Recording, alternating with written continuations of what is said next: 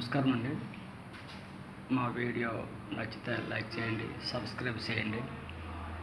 ఇది ముడుకు నొప్పులకి, నడుము నొప్పులు, అలాగే మెడజవల మెడకు బాగా నొప్పి ఉంటే దానికి రాయొచ్చు.